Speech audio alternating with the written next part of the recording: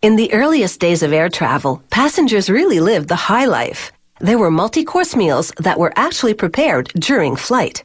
But as air travel increased, this became impractical and airlines turned to pre-made meals. Because when you're feeding a lot of people in a small space, it's best not to leave dinner up in the air.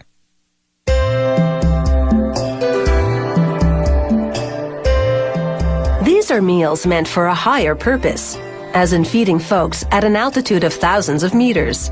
That's why you don't see any soufflés here. They couldn't possibly rise to the occasion. It's just one of the things they consider when preparing airline meals. Airline meals start with loads of ingredients. They make 45,000 meals at a central facility in one day.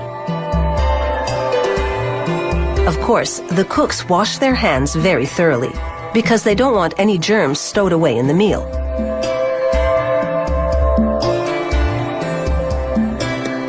They cook on grills that are 1.5 meters long. At one end, they stir-fry a big batch of veggies, while at the other, they sauté potatoes.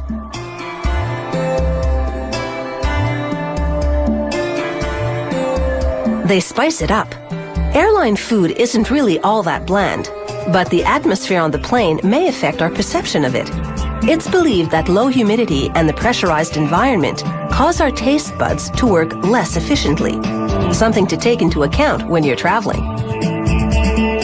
The recipes also vary according to the route.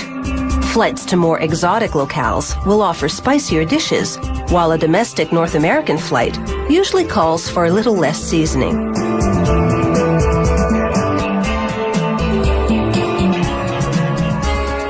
They fire up different grills for the meat. They're making meals for the crew as well as the passengers. On many airlines, a pilot must eat a different meal than his counterpart to minimize the risk of food-related illness compromising the flight.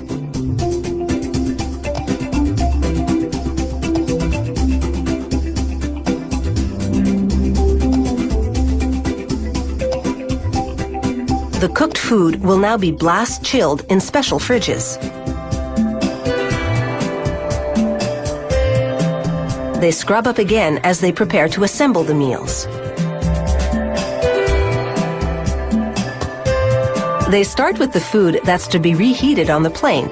It goes into foil containers. Smaller containers inside help to control the portion sizes. They're careful not to overstuff them because that could cause messy spills later.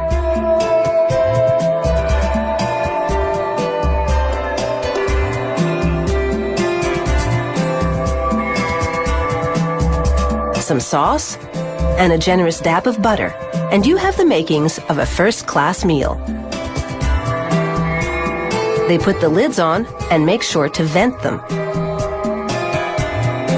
With each menu change, the chefs meet with airline representatives.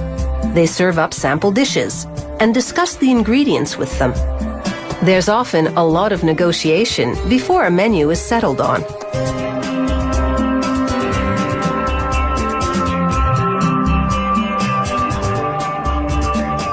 Every detail is planned, right down to the plates and bowls and how they're to be arranged on the serving tray. It takes a bit of arranging to make everything fit.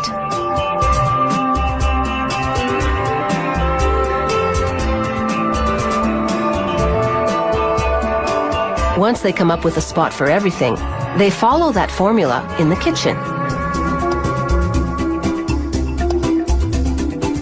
As with any meal, presentation counts for a lot.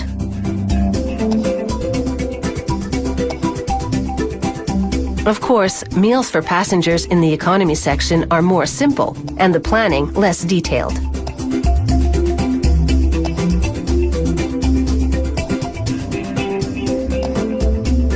The food-laden trays all go onto trolleys, and they roll them into a big refrigerated room where they're arranged according to the flight number. They won't be here for long because every meal made is to be served that day. And all the groundwork beforehand is sure to pay off once passengers and crew are en route.